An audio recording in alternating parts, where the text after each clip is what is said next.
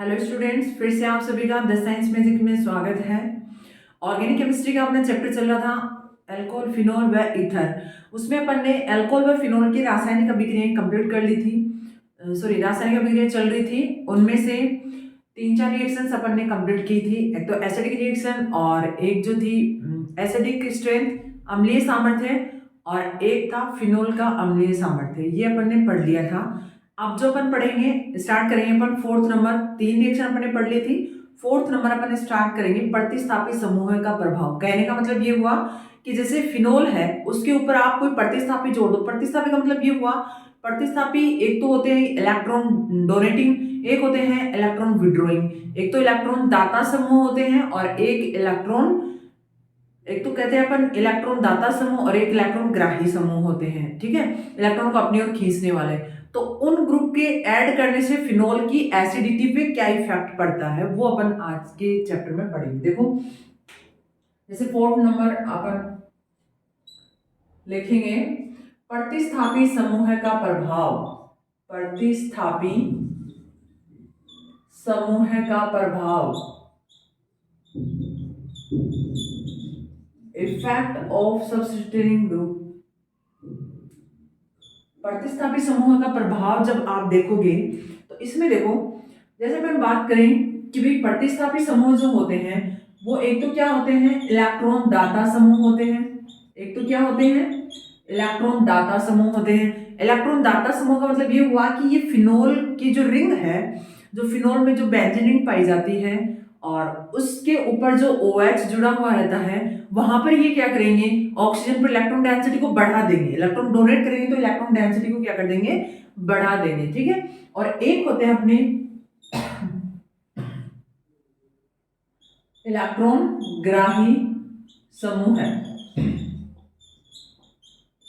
Electron दाता समूह जो होंगे, देखो इलेक्ट्रॉन दाता समूह क्या करते हैं, इलेक्ट्रॉन डोनेट करते हैं। इलेक्ट्रॉन ग्राही समूह है, इलेक्ट्रॉन ग्रहण करते हैं। देखो, अगर इलेक्ट्रॉन दाता समूह जुड़े हुए होंगे प्रतिस्थापी के रूप में फिनोल पर, तो फिनोल की जो एसिडिटी है, फिनोल की अम्लता, एसिडिटी, एसिडिटी जो है वो क्या हो जाएगी, डिक्रीज हो जाएगी।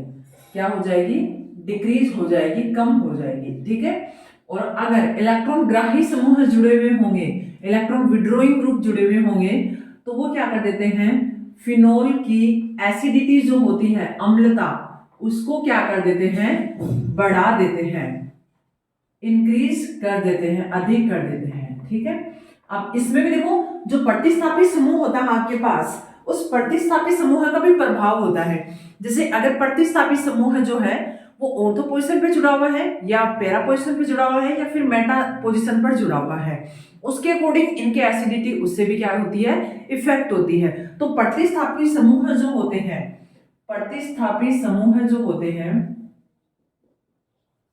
प्रतिस्थापी समूह, सब्स्टिट्यूएंट ग्रुप, तो ये जो होते हैं प्रतिस्थापी समूह जो होते हैं, इनके लिए जो ऑर्डर होता है ये होता है ऑर्थो, ऑर्थो, मेटा और पेरा। इस प्रकार से अपन क्या लिखते हैं, ये ऑर्डर लिखते हैं। सॉरी, ऑर्थो, देखो प्रतिस्थापी समूह है, इनको लिखते हैं सब्स्टिट्यूएंट। ठीक है, तो इनको देखो, इनका जो क्रम होता है, जैसे ये प्रेजेंट होते हैं, ऑर्थो पे प्रेजेंट होते हैं, पेरा पे भी होते हैं और मेटा पे भी प्रेजेंट होते हैं। तो इनका जो एसिडिटी का ऑर्डर होगा इनके अकॉर्डिंग, तो वो होता है, जनरली अपन कहते हैं सबसे ज्यादा होता है पेरा का, उसके बाद में होता है ऑर्थो का, और सबसे कम होता है मेटा का। एसिडिटी ऑर्डर की जब बात करते हैं तो सबसे ज्यादा पेरा का होता है, फिर ऑर्थो का, और फिर क्या होता है, मेटा का होता है। ठीक है, अब जैसे आप बात करोगे कि इलेक्ट्रॉन आकर्षी समूह जुड़े हुए हो, एक तो इलेक्ट्रॉन ग्रहण करने वाले समूह जुड़े हुए हो और एक इलेक्ट्रॉन डोनेटिंग ग्रुप जुड़े हुए हो। जैसे अपन एग्जांपल ही ले लेते हैं, एक बार तो इलेक्ट्रॉन डोनेटिंग ग्रुप ऐड कर लेते हैं। जैसे ये OH है, इसकी ऑर्थो पोजीशन पे मेथिल ग्रुप जुड़ा हुआ है, ऐसे ही ये फिनोल है, इसकी मेटा पोजीशन पे जुड़ा हुआ है, और ऐसे ही क्या है OH इसकी पेरा पोजीशन पे जुड़ा हुआ है, और एक अकेला फिनॉल है जिसके साथ कोई भी प्रतिस्थापी समूह है नहीं जुड़ा हुआ है। ठीक है, एक चीज और ध्यान रखना, कोई भी यौगिक जो होगा ऑर्गेनिक कंपाउंड, जैसे फिनोल की बात कर रहे हो आप, तो जिनके लिए pKa की वैल्यू, जिनके लिए pKa की वैल्यू क्या होती है, ज्यादा होती है, pKa वैल्यू जो है वो जिन यौगिकों के लिए ज्यादा होती है, अधिक होती है, उनकी एसिडिटी, अम्लता जो होती है वो क्या होती है, कम होती है। उनकी एसिडिटी क्या होती है, डिक्रीज, कम होती है। ठीक है, जैसे अपन बात करें अल्कोहल और फिनोल की, अपन कहते हैं जो अल्कोहल होता है उससे ज्यादा एसिडिटी किसकी होती है, फिनोल की होती है, और लगभग ऐसे कहते हैं कि 10 गुना ज्यादा होती है। अल्कोहल की अम्लता जो होती है वो फिनोल से कम होती है, और कितनी कम होती है, 10 लाख गुना कम होती है। क्यों? क्योंकि फिनोल के लिए pKa वैल्यू क्या होती है, कम होती है, जबकि अल्कोहल के लिए pKa वैल्यू क्या होती है, ज्यादा होती है। समथिंग अल्कोहल के लिए होती है 15.09 और फिनोल के लिए समथिंग होती है 10। ठीक है, तो इस कारण अपन कहते हैं, एक तो ये भी रीजन होता है एसिडिटी ज्यादा होने का, और अपने को पता ही है H+ आयन निकलने के बाद फिनोक्साइड आयन बनता है जो स्टेबल होता है, उसके कारण भी एसिडिटी ज्यादा होती है फिनोल की अल्कोहल की तुलना में, क्योंकि अल्कोहल से अगर H+ निकलेगा तो क्या बनाएगा, वो एल्कोक्साइड आयन बनाएगा, उससे ज्यादा रेजोनेटिंग उससे ज्यादा स्टेबल जो होता है वो अपना फिनोक्साइड आयन होता है। क्यों? क्योंकि फिनोक्साइड आयन जो होता है वो रेजोनेंस से क्या होता है, स्टेबल हो जाता है। तो एक यहाँ पर रीजन अपन ने देखा कि एसिडिटी जो होती है वो pKa वैल्यू पर भी डिपेंड करती है। ठीक है, pKa वैल्यू जितनी ज्यादा होगी एसिडिटी उतनी ही कम होती है। जैसे अल्कोहल और फिनोल की बात करें तो अल्कोहल के लिए ज्यादा होती है बजाय फिनोल के। ठीक है, अब देखो इधर बात करें अपन जनरली, जैसे ये जुड़े हुए हैं आपके पास, अब देखो मैंने अभी बताया आपको कि फिनोल के लिए एक तो ऐसे बात कर लेते हैं, और एक जो pKa वैल्यू है उसके अकॉर्डिंग भी देख लेते हैं। इसके लिए pKa वैल्यू की बात करें अगर, तो वो क्या होती है 10.0। ठीक है, और जब बात करें ऑर्थो के लिए 10.1 होती है समथिंग, यहाँ पर होती है 10.2, और यहाँ पर ये भी होती है 10.2 के समथिंग होती है। ठीक है, और अपन जैसे इसको A लिख देते हैं, इसको B लिख देते हैं, इसको C और इसको D। अब इसमें देखते हैं एसिडिटी ऑर्डर किसका ज्यादा है। देखो पहले मैंने लिखा है यहाँ पर कि इलेक्ट्रॉन डोनेटिंग ग्रुप अगर जुड़ा हुआ होगा, देखो ये जो मैथिल ग्रुप जुड़ा हुआ है ये अपने आप में क्या है, इलेक्ट्रॉन दाता समूह है, इलेक्ट्रॉन डोनेटिंग ग्रुप है।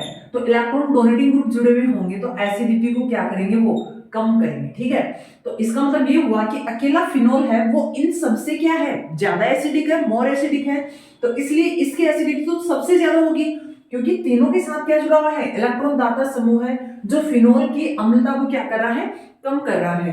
तो अम्लता इनकी तो कम है फिनोल की तुलना में, क्योंकि ये जो समूह जुड़ा हुआ है ये क्या कर रहा है, फिनोल की एसिडिटी को डिक्रीज कर रहा है। तो इसलिए अपन कहेंगे कि सबसे ज्यादा एसिडिटी किसकी हुई, ए। एसिडिटी ऑर्डर की अगर बात करते हैं, एसिडिटी ऑर्डर, तो एसिडिटी ऑर्डर में लिखे तो सबसे ज्यादा किसकी हुई, एसिडिटी ए की हो गई। उसके बाद में देखो, उसके बाद में जैसे अपन बात करते हैं कि जो प्रतिस्थापी समूह का प्रभाव होता है वो पेरा पे सबसे ज्यादा होता है, फिर ऑर्थो पे, और फिर मेटा पर। कहने का मतलब सबसे ज्यादा कम जो करेगा वो कौन से समूह करेगा, अगर पेरा स्थिति पर ये उपस्थित है तो ये एसिडिटी को सबसे कम कर देगा। ठीक है, प्रतिस्थापी समूह के प्रभाव को अगर देखना हो तो चाहे कम करे या ज्यादा करे, उसका ऑर्डर होता है कि सबसे ज्यादा प्रभाव किस पे पड़ता है, पेरा पर, उससे कम ऑर्थो पर, और सबसे कम मेटा पर। तो अब देखो जुड़ा हुआ क्या है, इलेक्ट्रॉन डोनेटिंग ग्रुप जुड़ा हुआ है, तो इलेक्ट्रॉन डोनेटिंग ग्रुप का इफेक्ट जो है वो क्या होता है, फिनोल की एसिडिटी को कम करना। तो अगर पेरा पर उसका प्रभाव ज्यादा है तो पेरा पर वो पेरा जो पोजीशन वाला जो फिनोल होगा उसकी एसिडिटी वो सबसे कम करेगा। ठीक है, क्योंकि वो इलेक्ट्रॉन डोनेटिंग ग्रुप है तो उसका प्रभाव जो होगा वो ये होगा कि वो एसिडिटी को कम करेगा। एसिडिटी को कम करेगा तो अपन कह रहे हैं कि पेरा पोजीशन पे होगा तो वो सबसे कम करेगा, फिर उससे कम ऑर्थो करेगा, और सबसे कम किसके करेगा, मेटा पे। ठीक है, अब जैसे आगे आप पढ़ोगे जैसे इलेक्ट्रॉन ग्राही समूह, तो ये क्या करते हैं, एसिडिटी को बढ़ा देते हैं। तो बढ़ाएंगे तो अपन कहेंगे कि सबसे ज्यादा प्रभाव कौन सी पोजीशन पे होता है, पेरा पे, उससे कम ऑर्थो पे, और फिर मेटा पर। तो बढ़ाएंगे तो सबसे सबसे ज्यादा एसिडिटी किसकी हो जाएगी, पेरा की, फिर ऑर्थो की और फिर मेटा की। ठीक है, ऐसे ही डिक्रीज करने की बात आती है तब भी अपन कहते हैं प्रतिस्थापी समूह का प्रभाव तो सबसे ज्यादा किस पे रहता है, पेरा पे।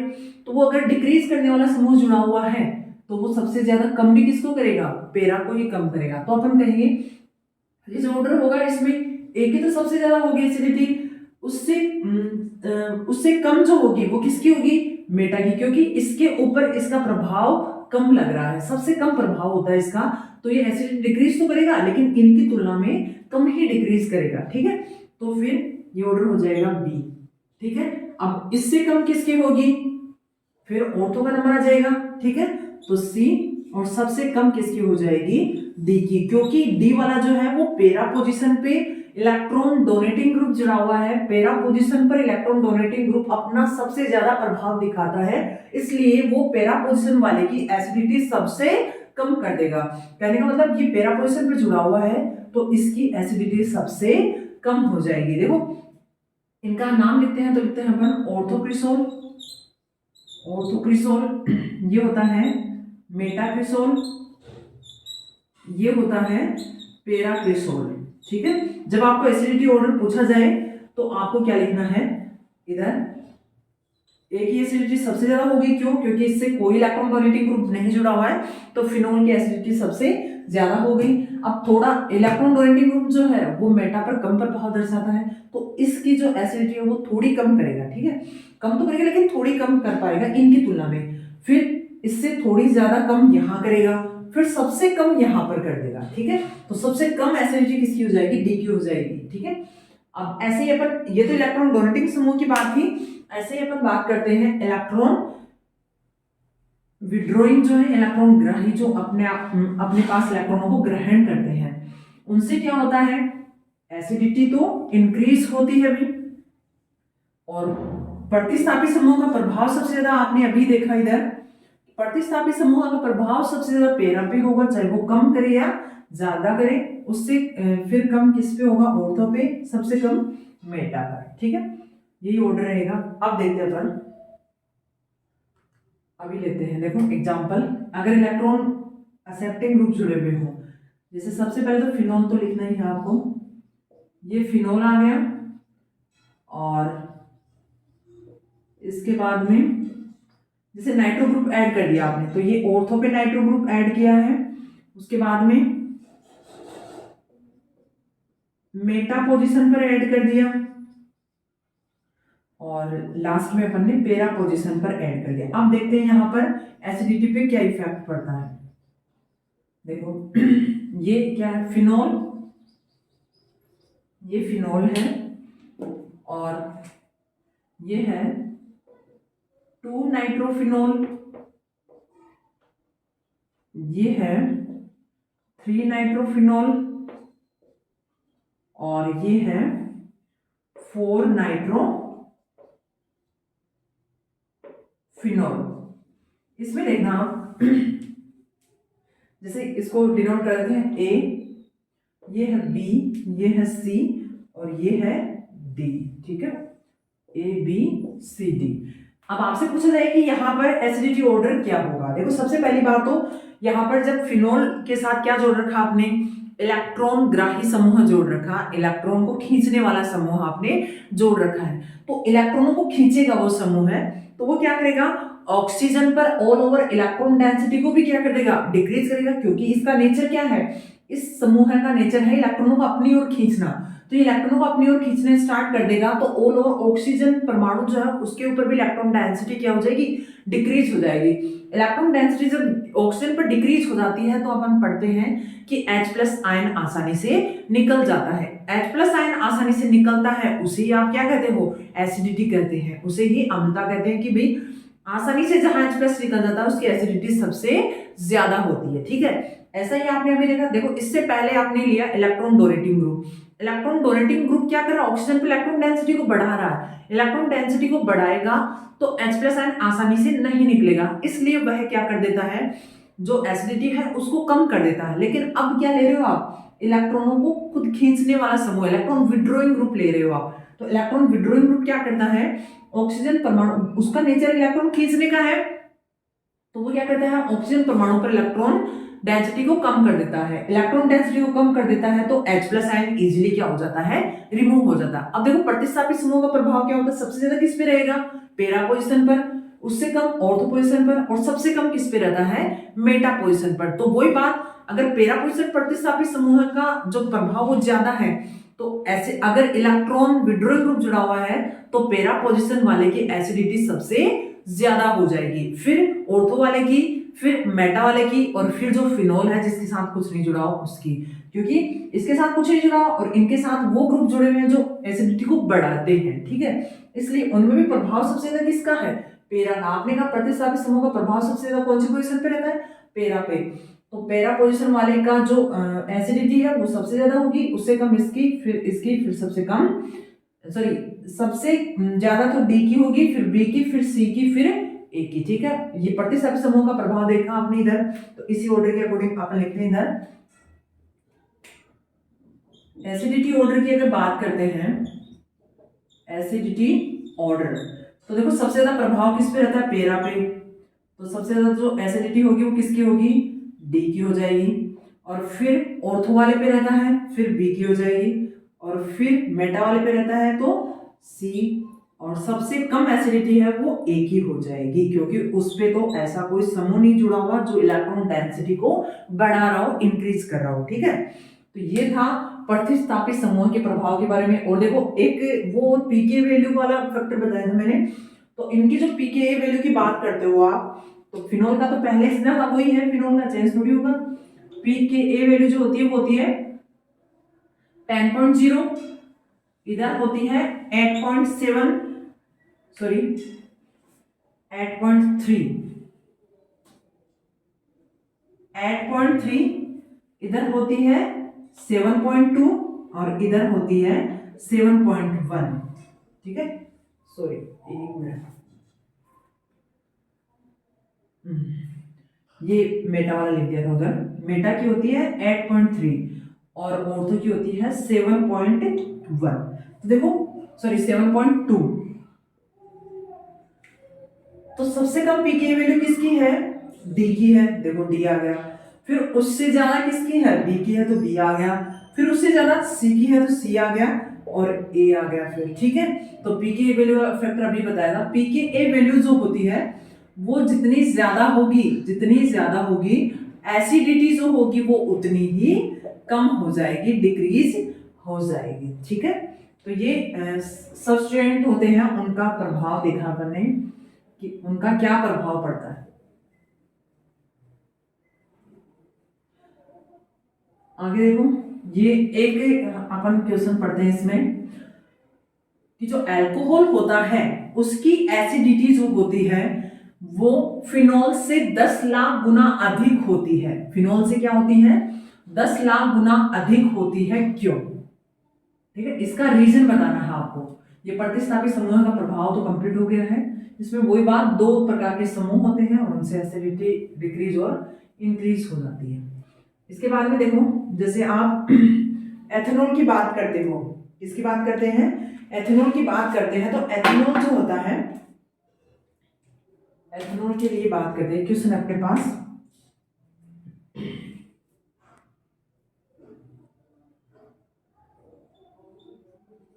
एथेनॉल जो होता है, एथेनॉल की अम्लता, एसिडिटी,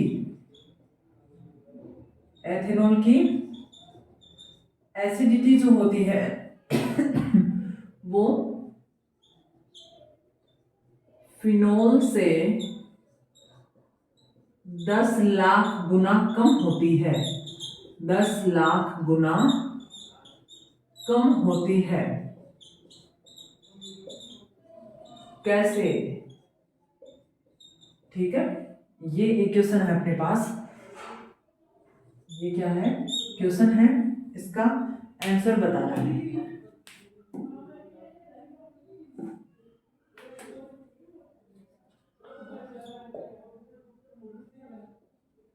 एथेनॉल जो होता है, देखो एथेनॉल के लिए जो के वैल्यू होती है वो होती है 10⁻⁻16 होती है, ठीक है। और जब फिनोल के लिए बात करते हो आप के वैल्यू, ठीक है।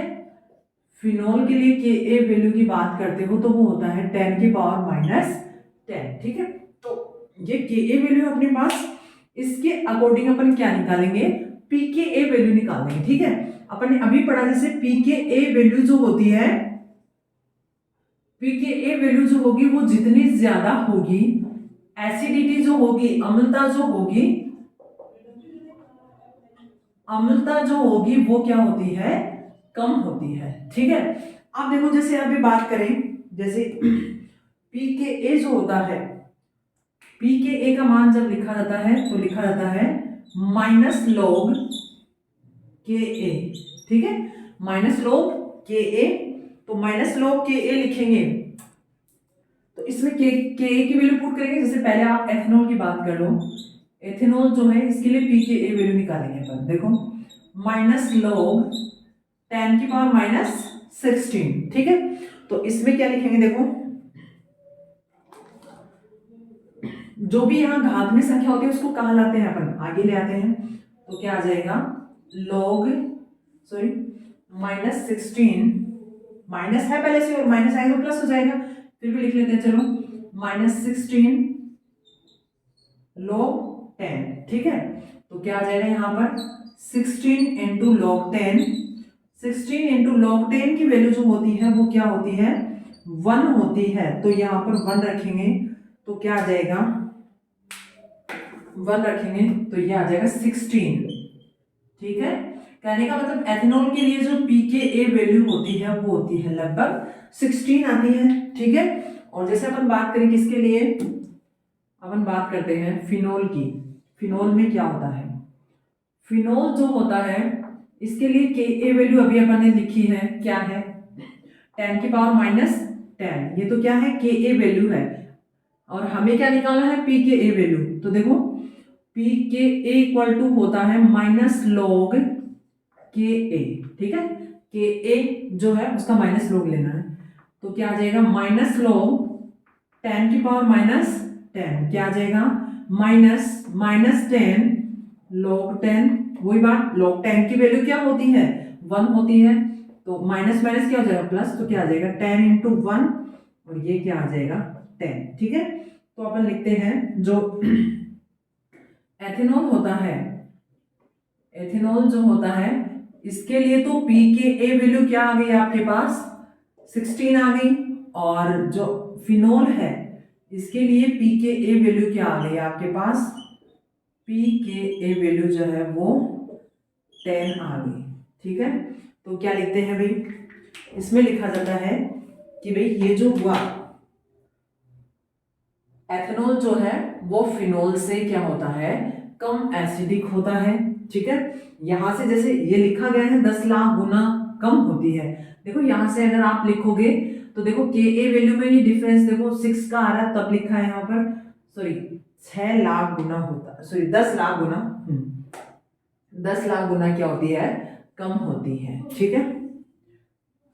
अब देखो आप आगे अपन पढ़ते हैं इसमें, ये देखो फिर से एक बार बता देती हूँ, एथेनॉल के लिए के वैल्यू होती है 10 की पावर माइनस 16, फिनोल के लिए होती है 10 की पावर माइनस 10, पी के ए लिखा था माइनस लॉग के ए, ठीक है। तो के ए की वैल्यू यहाँ पुट करते हैं, तो ये जो घात में संख्या होती है वो आगे आ जाती है, ये माइनस था, माइनस माइनस क्या हो गया प्लस हो गया, तो ये क्या आ गया 16 और लॉग बेस 10 आ गया, लॉग बेस 10 की वैल्यू क्या होती है 1 होती है। तो पी के ए वैल्यू एथेनॉल के लिए कितनी आ गई 16 आ गई। अब इधर फिनोल की बात करते हैं, तो फिनोल में क्या आ जाएगा, वही फॉर्मूला पी के इक्वल टू माइनस लॉग के ए, और हमें निकालना है पी के ए, तो क्या आ जाएगा माइनस लॉग 10 की पावर माइनस 10, जो 10 पावर में है वो इधर आ जाएगा और क्या आ जाएगा ऑल ओवर 10 आ जाएगा। तो पी के ए वैल्यू फिनोल के लिए क्या आ जाएगी 10 आ जाएगी, ठीक है। अब देखो ये तो अपना क्वेश्चन कंप्लीट हुआ। अभी देखो जैसे अभी आपने फोर्थ फैक्टर पढ़ा है प्रतिस्थापी समूह का प्रभाव, ठीक है। ऐसे अब फिफ्थ नंबर पढ़ेंगे अभी अपन एस्ट्रिफिकेशन। एल्कोहल और फिनोल की क्या चल रही है अभी, रासायनिक अभिक्रिया चल रही है, तो उसमें 4 तो हो गया और 5वां नंबर है एस्ट्रिफिकेशन, एस्ट्रीकरण। एस्ट्रीकरण जो होता है उसमें क्या होता है, देखो एस्ट्रीकरण में अपन बात करते हैं जो एल्कोहल होता है उसकी अभिक्रिया अगर आप कार्बोक्सिलिक एसिड, एसिडिक एनहाइड्राइड और एसिड क्लोराइड के साथ करवाते हो तो किसका फॉर्मेशन होता है, एस्टर का फॉर्मेशन होता है, ठीक है। जैसे एल्कोहल ले लो चाहे फिनोल ले लो, ठीक है। फिफ्थ नंबर है अपने पास एस्ट्रीकरण। एस्ट्रीकरण इंग्लिश में बोला जाता है एस्ट्रीफिकेशन।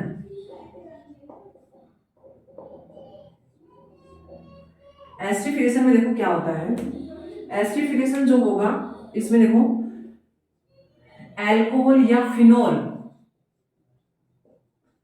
एल्कोहल या फिनोल की अभिक्रिया किसके साथ, कार्बोक्सिलिक एसिड, कार्बोक्सिलिक अम्ल, एनहाइड्राइड, एनहाइड्राइड व एसिल क्लोराइड के साथ, एसिल क्लोराइड के साथ करवाते हैं, के साथ करवाने पर किसका फॉर्मेशन होता है, एस्टर का सिंथेसिस होता है, संश्लेषण होता है,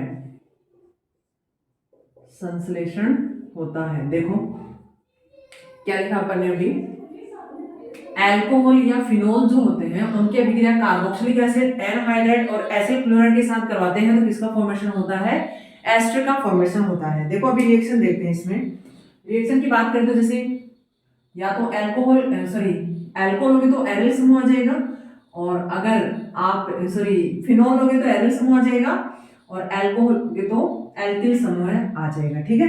अब इनकी अभिक्रिया किसके साथ करवाते हैं, कार्बोक्सिलिक एसिड के साथ करवाते हैं, RCOOH, ठीक है। ये एल्कोहल या फिनोल हो गया अपने पास, फिनोल या एल्कोहल, फिनोल या एल्कोहल, और ये हो गया कार्बोक्सिलिक एसिड,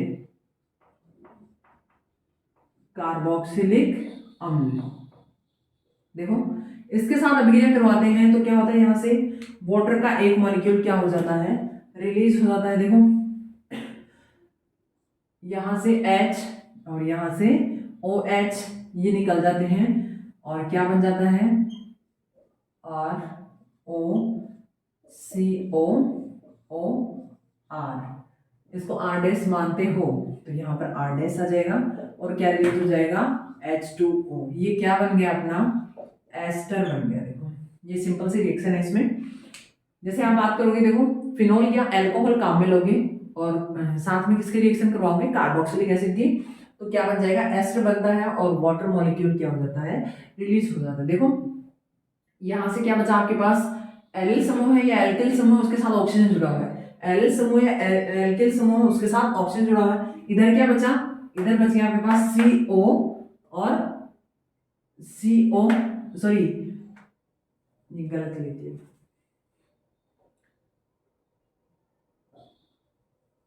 ये आ जाएगा R डैश। अपने पास क्या बचा इधर, R डैश ही तो बचा है, COR डैश, COR डैश। देखो COR डैश वो आगे आ गया COR डैश, ठीक है। ये एस्टर बन गया अपने पास। ऐसे ही आप रिएक्शन करवाओगे जैसे आपने लिया एनहाइड्राइड काम में लिया, ये एरिल समूह है, कोई एल्किल समूह और साथ में एनहाइड्राइड RCOCOR डैश, ठीक है। ये आपने काम में लिया है एनहाइड्राइड, एनहाइड्राइड के साथ अभिक्रिया करवाओगे तो सेम रिएक्शन होती है। यहाँ पर क्या रिलीज हो जाएगा, ठीक है। यहाँ पे देखो ये H यहाँ से और ये वाला समूह है यहाँ से रिलीज हो जाएगा, ठीक है। एसिटिक एसिड निकल जाएगा एक तो, और एसिटिक एसिड के साथ में एस्टर बन जाएगा अपना, ये बच गया इधर से, ये रिलीज हो गया तो ये वाला समूह जुड़ जाएगा COR। इसको अगर R डैश मानते हो, सॉरी R डैश तो ये वाला है ना, और आगे क्या रिलीज हो जाएगा, R डैश COOH। ये तो एसिटिक एसिड जो एसिड रिलीज हो गया और ये क्या बन गया अपना, एस्टर बन गया, ठीक है। ऐसे ही सेम रिएक्शन आप करवा सकते हो किसके साथ, एसिड क्लोराइड के साथ। देखो एल्कोहल या फिनोल लोगे आप और साथ में रिएक्शन करवाओगे RCOCl एसिड क्लोराइड के साथ। एसिड क्लोराइड के साथ अभिक्रिया करवाओगे तो क्या आ जाएगा, यहां से Cl रिलीज हो जाएगा, यहां से H प्लस रिलीज हो जाएगा, क्या बन जाएगा ROCOR डैश, और क्या रिलीज हो गया HCl, क्या बन गया ये एस्टर। फिर से एक बार देख लो, देखो होता क्या है, अल्कोहल और फिनोल की अभिक्रिया या तो आप कार्बोक्सिलिक एसिड के साथ करवाओ या एनहाइड्रेट के साथ या एसिल क्लोराइड के साथ, तो सब में क्या बनता है, एस्टर का निर्माण होता है और साथ में कुछ छोटे मॉलिक्यूल निकल जाते हैं। देखो जैसे यहाँ से H निकलेगा, यहाँ से OH तो H2 निकल गया, यहाँ से H और यहाँ से ये वाला समूह निकलेगा तो एसिड निकल गया, यहाँ से Cl और यहाँ से H प्लस तो HCl यहाँ पे निकल गया। ठीक है, तो ये एस्टरिफिकेशन पढ़ी है अपन ने। एस्टरिफिकेशन रिएक्शन जो है वो सिंपल रिएक्शन है, इसमें जो एस्टर का फॉर्मेशन होता है। ठीक है, अब देखो एक क्वेश्चन आता है, इसी पे अपन पढ़ते हैं। सैलिसिलिक एसिड जो होता है, सैलिसिलिक एसिड जो होता है उससे एस्प्रिन बनाते हैं। एस्प्रिन एक जवरनाशी होती है दवा, उसका फॉर्मेशन कैसे करते हैं, उसकी रिएक्शन लिखनी है आपको। सैलिसिलिक एसिड जो होता है उसका फॉर्मेशन, एस्प्रिन जो है उसका फॉर्मेशन सैलिसिलिक एसिड से आप कैसे करवाते हो। उसमें भी देखो होता क्या है, एस्ट्रिफिकेशन ही होता है, इसलिए उस रिएक्शन की चर्चा यहाँ पे की गई है। देखो होता क्या है उसमें, सैलिसिलिक एसिड जो होता है, सैलिसिलिक एसिड जो होता है उससे, सैलिसिलिक एसिड से एस्प्रिन निर्माण, इसमें भी क्या आता है, एक तरह से एस्ट्रिफिकेशन ही आता है। क्या आता है इसमें भी, एस्ट्रिफिकेशन ही आता है, एस्ट्रीकरण। तो एस्ट्रीकरण आएगा तो यहीं पे चर्चा कर लेते हैं। देखो सबसे पहले तो सैलिसिलिक एसिड क्या होता है। सैलिसिलिक एसिड की स्ट्रक्चर होती है ये है सैलिसिलिक एसिड। सैलिसिलिक अम्ल, ठीक है, इसकी अभिक्रिया आप करवाओगे किसके साथ, एनहाइड्राइड के साथ। इसकी अभिक्रिया किसके साथ करवाते हैं, anhydride, CH3CO acetic anhydride, acetic anhydride के साथ अभिक्रिया करवाएंगे। तो देखो एनहाइड्राइड के साथ जब आप अल्कोहल की अभिक्रिया करवाते हो तो क्या बनता है, अभी पढ़ा आपने, एस्टर बनता है। ठीक है, तो यहाँ पे क्या होगा, जो ये वाला ग्रुप होगा, यहाँ से तो हाइड्रोजन और यहाँ से ये वाला जो ग्रुप है ये क्या हो जाएगा, रिलीज हो जाएगा। ठीक है, सॉरी यहाँ से हाइड्रोजन और इधर से ये वाला ग्रुप क्या हो जाएगा, रिलीज हो जाएगा, और ये ग्रुप जो है वो कहाँ पे जाके जुड़ जाएगा, ऑक्सीजन के पास जुड़ जाएगा। ठीक है, तो ये क्या बनेगा, देखो आगे जब आप सिंथेसिस करवाओगे इसमें तो बनेगा इसमें COOH और यहाँ पे आ जाएगा OCOCH3, ये एस्टर बन गई इधर। ठीक है, तो ये क्या बनता है अपना एस्प्रिन। एस्प्रिन जो है वो एक दवा होती है जो क्या होती है, जवरनाशी होती है और पीड़ाहारी होती है। ठीक है, जवरनाशी और पीड़ाहारी, और साथ में क्या निकल जाता है इसमें, साथ में निकलेगा एसिटिक एसिड CH3COOH। देखो CH3COOH एसिटिक एसिड यहाँ से निकल जाएगा। तो सैलिसिलिक एसिड की अभिक्रिया यदि आप एसिटिक एनहाइड्राइड से करवाते हो तो क्या बनता है, अपने पास बनता है एस्प्रिन, जो एक जवरनाशी और पीड़ाहारी के रूप में काम में ली जाती है। उसमें एस्ट्रिफिकेशन का ही प्रोसेस होता है, इसलिए अपन ने यहाँ पर इसको लिखा है। ठीक है, अब देखो ये जितनी भी रिएक्शन पढ़ी है आपने, ये थी अल्कोहल और फिनोल में जो OH बॉन्ड ब्रेक होता है वो वाली रिएक्शन थी अभी तक। समझ रहे हो? जैसे अल्कोहल और फिनोल में OH ग्रुप होता है, तो ऑक्सीजन बॉन्ड हाइड्रोजन, ठीक है, वो जो रिएक्शन हो रही थी वो वाली रिएक्शन चर्चा कर रहे थे अपन। मेरा मतलब ये हुआ, देखो दो टाइप की रिएक्शन होती है इनकी, एक तो ये वाली रिएक्शन और एक होती है ये वाली रिएक्शन। देखो एक तो वो जिनमें क्या होता है, ये वाला बॉन्ड जो होता है, ये वाला बॉन्ड ब्रेक होता है, ठीक है, एक ये वाली जिनमें ये बॉन्ड ब्रेक होगा, ठीक है। ये अभी तक जो आप पढ़ रहे थे एसिडिक रिएक्शंस पढ़ रहे थे, एसिडिक स्ट्रेंथ पढ़ रहे थे, एसिडिफिकेशन पढ़ रहे थे, प्रतिस्थापित समूह का प्रभाव पढ़, उनमें सब में ये वाली रिएक्शन कंप्लीट हो रही थी, ठीक है। अब जो भी पढ़ोगे, देखो एसिडिटी का नाम आते ही मतलब H+ आयन का निकलना, तो H+ आयन कब निकलेगा, जब ऑक्सीजन और हाइड्रोजन वाला बॉन्ड ब्रेक होगा तभी निकलेगा। तो अभी तक जो रिएक्शन थी वो ये चल रही थी, ठीक है। और अब जो रिएक्शन आएंगी वो ये वाली रिएक्शन आएंगी, जिनमें क्या हो रहा हो, कार्बन ऑक्सीजन बॉन्ड ब्रेक हो रहा हो। और ये वाली रिएक्शंस अल्कोहल जो है वो तो देते हैं, जबकि फिनोल ये वाली रिएक्शंस बहुत कम देते हैं। फिनोल जो है वो ये वाली रिएक्शन बहुत ही रेयर केस में देते हैं, बहुत ही कम देते हैं। अल्कोहल ऐसे अभिक्रियाएं देते हैं, ठीक है। तो अभी अपन पढ़ेंगे वे रिएक्शन जिनमें क्या हो रहा हो, कार्बन ऑक्सीजन बॉन्ड ब्रेक हो रहा हो। कार्बन ऑक्सीजन बॉन्ड जब ब्रेक होगा तो इसमें देखो OH ग्रुप निकलेगा। कौन सा ग्रुप निकलेगा, OH ग्रुप। तो मतलब ये हुआ कि ऐसे कोई समूह है प्रतिस्थापित कर दे OH को, ठीक है, तो वो रिएक्शन किस में आ जाएंगी, वो आ जाएंगी इसमें कार्बन ऑक्सीजन बॉन्ड ब्रेकिंग वाले में। देखो अब जो पढ़ेंगे अपन वो पढ़ेंगे COH, आबंध वियोजन, आबंध वियोजन। मतलब ये हुआ कि COH bond breaking, bond breaking ऐसी अभिक्रियाएं जिनमें क्या हो रहा हो, COH बॉन्ड ब्रेक हो रहा हो, ठीक है। देखो इनमें पहली रिएक्शन अपन पढ़ेंगे, पहली जो रिएक्शन होगी इनमें वो होगी रिएक्शन विद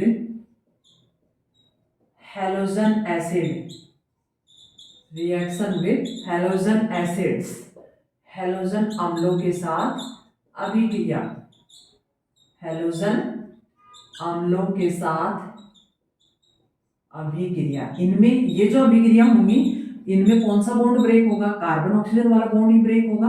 हैलोजन अम्ल का मतलब HX, ठीक है, सिंपल सी बात है। H+ होगा, X से माइनस होगा, H+ हो जाएगा, X माइनस होगा।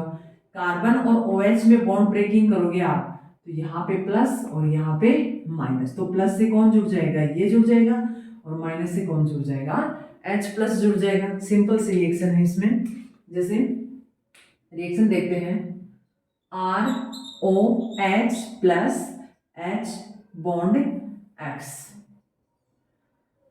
ये अल्कोहल है। पहले बता दिया मैंने कि ये अल्कोहल की अभिक्रिया है। फिनोल ये वाली रिएक्शन बहुत ही रेयर देते हैं, ठीक है। ये कोई भी हैलोजन अम्ल लिया आपने तो क्या होगा, ये वाला बॉन्ड ब्रेक होगा तो इस पे क्या आ जाएगा पॉजिटिव, इस पे नेगेटिव, ये वाला बॉन्ड ब्रेक होगा तो हैलोजन तो क्या होते हैं भाई, हाइड्रोजन से तो अधिक विद्युत ऋणी है, तब इस पे क्या आ जाएगा नेगेटिव चार्ज, और H पे क्या आ जाएगा पॉजिटिव चार्ज, ठीक है। तो देखो ये तो क्या हो जाएंगे, यहाँ से ये निकल जाएंगे, क्या बन जाएगा RX, एल्किल हैलाइड बन जाएगा। कहने का मतलब ये हुआ कि अल्कोहल के साथ अगर हैलोजन अम्ल अभिक्रिया करेंगे तो क्या बनाएंगे प्रोडक्ट के रूप में, एल्किल हैलाइड बनाएंगे। अल्कोहल के साथ अगर हैलोजन अम्ल अभिक्रिया करेंगे तो किसका फॉर्मेशन करते हैं, एल्किल हैलाइड्स का फॉर्मेशन करते हैं, ठीक है। अब देखो इनकी रिएक्टिविटी का ऑर्डर क्या होता है, ठीक है। अल्कोहल मतलब ये हुआ जैसे 1 डिग्री अल्कोहल लिया आपने, 2 डिग्री 3 डिग्री अल्कोहल लिए, प्राइमरी सेकेंडरी और टर्सरी जो है आपने अल्कोहल ली है, तो रिएक्टिविटी ऑर्डर क्रियाशीलता जो होगी किसके प्रति, हैलोजन अम्लों के प्रति, क्रियाशीलता का क्रम जो होगा वो क्या होगा, देखो सबसे ज्यादा क्रियाशील यहाँ पर होगा 3 डिग्री, सबसे ज्यादा क्रियाशील कौन होगा, 3 डिग्री अल्कोहल होगा, और उसके बाद में होगा 2 डिग्री अल्कोहल, 2 डिग्री अल्कोहल के बाद में होगा अपना 1 डिग्री अल्कोहल। हैलोजन अम्लों के प्रति जो क्रियाशीलता होगी अल्कोहल की, उसका जो ऑर्डर है वो क्या होगा, सबसे ज्यादा क्रियाशील कौन होगा उनके प्रति, 3 डिग्री अल्कोहल होगा, और फिर 2 डिग्री, और फिर 1 डिग्री अल्कोहल क्या होगा, उनके प्रति क्रियाशील होगा। अब देखो आगे एक दो और रिएक्शन है वो और पढ़ लेते हैं अपन। इसमें जैसे अपन बात करें, ल्यूकास रिएजेंट होता है, क्या होता है, Lucas reagent, Lucas reagent Hindi में बोलते हैं ल्यूकास अभिकर्मक, ल्यूकास अभिकर्मक। ल्यूकास अभिकर्मक जो होता है वो होता है, जैसे अपन बात करें,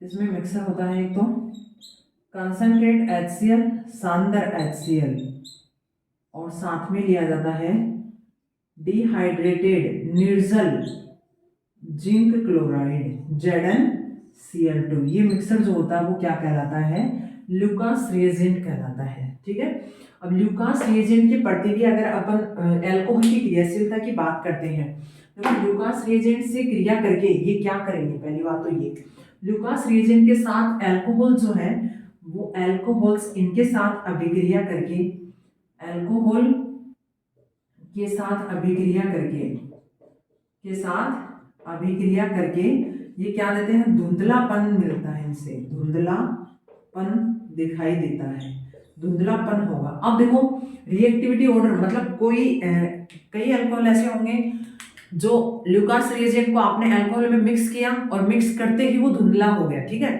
एक अल्कोहल ऐसे होंगे जिनको थोड़ा टाइम लगेगा धुंधलापन होने में, धुंधला होने में। ठीक है, और एक ऐसे अल्कोहल होंगे उनको थोड़ा और टाइम लगेगा। कहने का मतलब ये हुआ कि ल्यूकास रिएजेंट के प्रति भी अगर आप बात करो, जैसे रिएक्शन लिखिए इनकी, तो अल्कोहल है, अल्कोहल के साथ में अपन रिएक्शन करवाते हैं HCl की, और HCl किसकी प्रेजेंस में, निर्जल जिंक क्लोराइड, निर्जल जिंक क्लोराइड की प्रेजेंस में रिएक्शन करवाते हैं, तो वही बात क्या बनता है, RCl प्लस H2O। कहने का मतलब एल्किल क्लोराइड बनेगा, और एल्किल क्लोराइड का जो आपको जो कंपाउंड मिलेगा यहाँ पर ही आपको क्या होगा, इसके कारण ही आपको क्या दिखता है, धुंधलापन दिखाई देता है। अब देखो यहाँ पर अगर आप 1 डिग्री अल्कोहल लेते हो, 2 डिग्री लेते हो और 3 डिग्री लेते हो, तो रिएक्टिविटी ऑर्डर क्या होगा यहाँ पर, मेन बात जो है देखो, अगर बात करें किसकी, ल्यूकास रिएजेंट के प्रति रिएक्टिविटी जो होगी,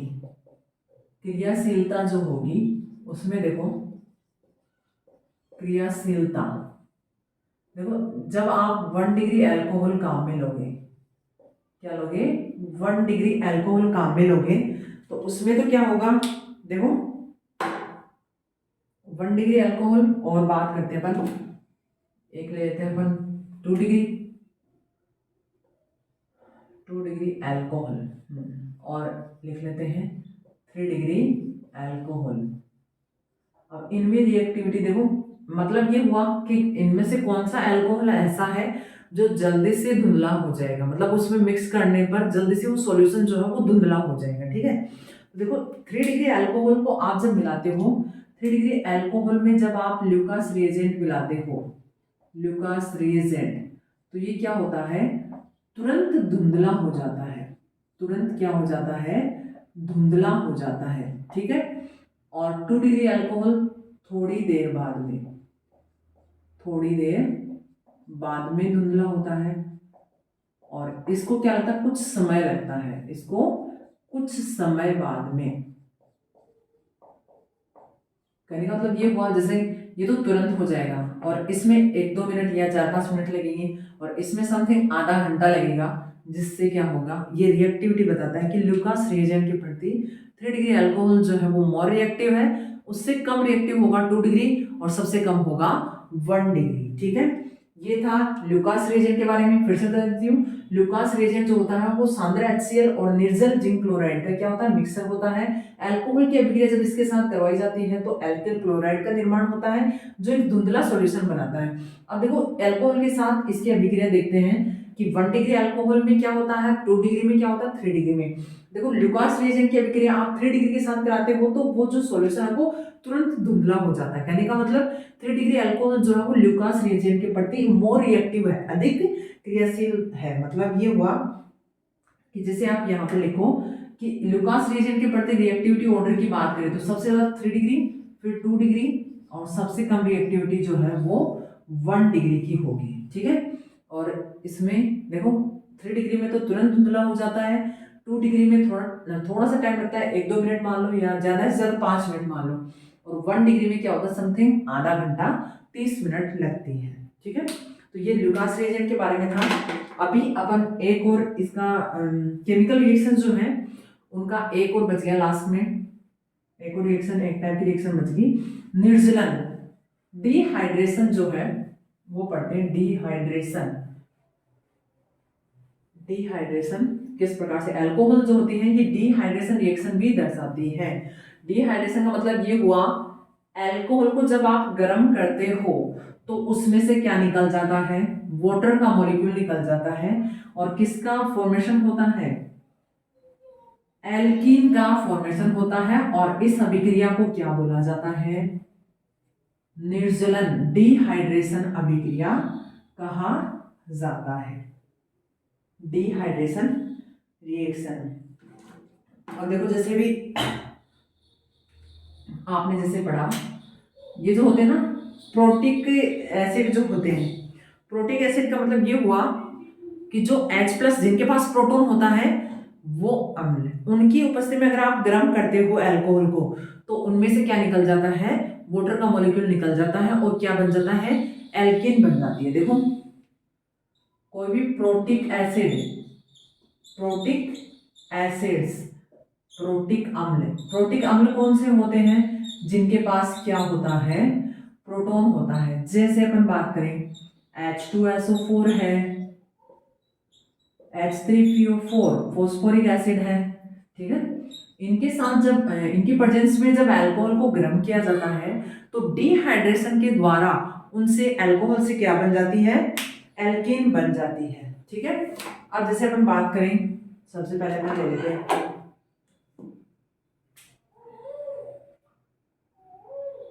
कोई भी अल्कोहल थी आपके पास, ये अल्कोहल है। ठीक है, सॉरी ऐसे ऐसे लिख लेते हैं अपन, कार्बन है, हाइड्रोजन है, और एक कार्बन पे OH है। निर्जलन तो तभी होगा। ठीक है, और यहाँ पर आपने कोई भी कंसंट्रेट लेना है, जैसे H2SO4 ले लिया आपने कंसंट्रेट एसिड, और आपने क्या किया, इसको गर्म किया, तो क्या हुआ, देखो यहाँ से क्या निकल जाएगा, निर्जलन है, डिहाइड्रेशन है। हाँ, ये वाली जो रिएक्शन है, देखो लिखा नहीं मैंने ऊपर इधर, पहले टाइप की रिएक्शन तो आपने पढ़ी है अभी, जो एक तो लुकास रिएजेंट था, एक हैलोजन अम्लों के साथ अभिक्रिया, और एक थर्ड नंबर जो है वो ये है डिहाइड्रेशन, निर्जलन, डिहाइड्रेशन जिसे हिंदी में बोला जाता है निर्जलन। देखो इसमें क्या होता है, प्रोटिक एसिड्स लेते हैं, जैसे H2SO4 ले लिया, फॉस्फोरिक एसिड ले लिया, उनकी प्रेजेंस में अगर अल्कोहल को गर्म करते हैं तो अल्कोहल का क्या हो जाता है, डिहाइड्रेशन हो जाता है, निर्जलन हो जाता है। कहने का मतलब अल्कोहल में से वाटर का मॉलिक्यूल निकल जाता है, और क्या बन जाती है, एल्कीन बन जाती है इस प्रकार से। ठीक है, ये क्या बन गई, एल्कीन बन गई, और क्या निकल गया, वाटर का मॉलिक्यूल निकल गया। अब देखो इसमें भी ऑर्डर की बात करते हैं कि डिहाइड्रेशन सबसे पहले किसका होगा। आपने गर्म किया तो एक तो आपने 1 डिग्री लिया, एक 2 डिग्री लिया, एक 3 डिग्री का कंपाउंड लिया। ठीक है, तीनों में से तीनों को आपने गर्म किया तो सबसे पहले डिहाइड्रेशन किसका होता है, सबसे पहले वाटर मॉलिक्यूल किस में से निकलता है, तो वो आता है अपना 3 डिग्री जो अल्कोहल होता है उसका डिहाइड्रेशन सबसे पहले होता है जब गर्म करते हैं। तो कहने का मतलब डिहाइड्रेशन के प्रति जो रिएक्टिविटी होती है वो 3 डिग्री अल्कोहल की ज्यादा होती है। रिएक्टिविटी की बात करें, क्रियाशीलता, निर्जलन के प्रति जो क्रियाशीलता होती है उसमें क्या होता है, देखो सबसे पहले डिहाइड्रेट कौन होगा, 3 डिग्री अल्कोहल होगा, 3 डिग्री अल्कोहल, उसके बाद में 2 डिग्री अल्कोहल, और 1 डिग्री अल्कोहल। सबसे कम जो रेट होगी वो किसकी होगी, 1 डिग्री की होगी, और सबसे ज्यादा जो रेट होगी डिहाइड्रेशन के प्रति वो किसकी होगी, सबसे कम होगी 1 डिग्री की, सबसे ज्यादा होगी 3 डिग्री की। अब अपन एक एक करके इनका एग्जाम्पल ले लेते हैं। देखो जैसे, चलो यहाँ से स्टार्टिंग से तीनों का एक साथ ही लिख लेते हैं।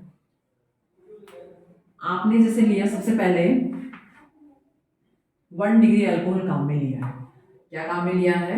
1 डिग्री अल्कोहल। 1 डिग्री अल्कोहल होगा, उसको आपको बहुत ज्यादा टेम्परेचर पर गर्म करना पड़ेगा, क्योंकि मैंने अभी लिखा कि रिएक्टिविटी ऑर्डर जो होता है 1 डिग्री का सबसे कम होता है, तो उसको ज्यादा टेम्परेचर देना पड़ेगा उसमें डिहाइड्रेशन करने के लिए, वाटर मॉलिक्यूल निकालने के लिए। तो अपन सबसे पहले ले लेते हैं 1 डिग्री अल्कोहल। देखो CH3CH2OH, ठीक है, इसको ऐसे भी लिख सकते हो आप CH2H और CH2OH, ठीक है, एक ही बात है। अब देखो इसको आप गर्म करते हो किसकी प्रेजेंस में? कोई भी कंसंट्रेट एसिड ले लिया, कंसंट्रेट H3PO4 ले लेते हो, चलो, और इसकी प्रेजेंस में गर्म किया। कितने टेम्परेचर पर? इसके लिए टेम्परेचर चाहिएगा 443 केल्विन पे आपने क्या किया? इसको गर्म किया है, ठीक है। तो देखो यहां से क्या होगा, फिर यहां से निकलेगा वाटर मॉलिक्यूल, ये H+, ये अपने इलेक्ट्रॉन इसको ये वाले बॉन्ड यहाँ माइग्रेट हो जाएगा, ये प्लस की फॉर्म में निकलेगा और ये माइनस की फॉर्म में यहाँ से H2 निकल जाएगा, ठीक है। और क्या बन जाएगा? देखो CH2 double bond CH2 plus क्या निकल गया? H2O, ये बन गया एथीन, ठीक है। और ये लिया एथेनॉल, एथेनॉल आपने काम में लिया, या फिर कह सकते हो 1 डिग्री अल्कोहल, ठीक है। ऐसे देखो सेकंड, देखो सेकंड आपने लिया 2 डिग्री CH3CH3HOH, ये आपने लिया है आइसोप्रोपिल अल्कोहल, आइसोप्रोपिल समूह जुड़ा हुआ है, ठीक है। अब देखो इसमें क्या होगा, इसमें आपको लेना पड़ेगा, हाँ, इसमें जो एसिड है उसकी मात्रा भी कम करनी पड़ेगी आपको थोड़ी। यहाँ पे लिया आपने 85% फॉस्फोरिक एसिड लिया है, ठीक है, और टेम्परेचर भी इससे थोड़ा कम ही होगा, समथिंग 400 केल्विन टेम्परेचर पे गर्म करोगे तो क्या हो जाएगा? देखो यहां से H होगा CH2H, ठीक है, ये क्या हो जाएगा? देखो यहाँ से ये वाला बॉन्ड यहाँ माइग्रेट हो जाएगा, ये वाला बॉन्ड इस पे क्या जाएगा? नेगेटिव चार्ज, इस पे पॉजिटिव चार्ज, ये किसके फॉर्म में निकल जाएंगे? यहाँ से वाटर की फॉर्म में, H2O की फॉर्म में, और ये क्या बन जाएगी? Alkene CH3CH double bond CH2 plus H2O, ठीक है। ये क्या बन गई? प्रोपीन, ये बन गई प्रोपीन। ये था अपना 2 डिग्री अल्कोहल। देखो ये ऊपर वाला था अपना 1 डिग्री अल्कोहल, ये तो 1 डिग्री था, और ये जो लिया है आपने ये क्या है? 2 डिग्री। अभी आप बात कर लेते हैं अपन 3 डिग्री की, और बात कर लेते हैं इधर CH3CH3OH, ठीक है। इसमें देखो